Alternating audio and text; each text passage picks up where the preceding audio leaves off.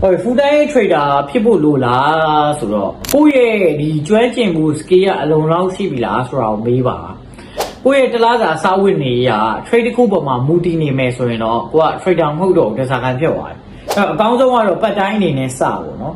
trading ကနေပြီးတော့အမြက်ကကိုယ့်ရဲ့အလုပ်လစာတက်ပေါ့နော်3စားလောက်နော်ပုံမှန်များလာတယ်အဲ့လိုပုံမှန်3စားလောက်များလာလေ6လစက်တိုက်လောက်ဖြစ်လာပြီဆိုရင်နေကြမှာကိုယ့်ရဲ့အလုပ်ကို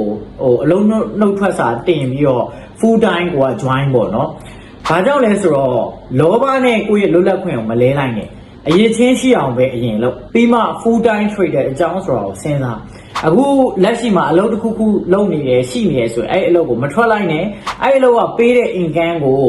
က risk capital အဖြစ်သုံးပြီးတော့မှ trading ထဲမှာအောင်မြင်တဲ့ expected trader ဖြစ်တဲ့အထိလေ့ကျင့်တည်ဆောက်သွားအဲ့တော့အခုနပြောတဲ့အချက်လက်လေးတွေ3လစက်တိုက်လောက်အမြက်ဇက်တိုက်ရပြီ3စားလောက်ကိုရပြီဆိုတော့မှကျွန်တော်တို့full time trader ဘိုင်းကိုပြောင်းပါ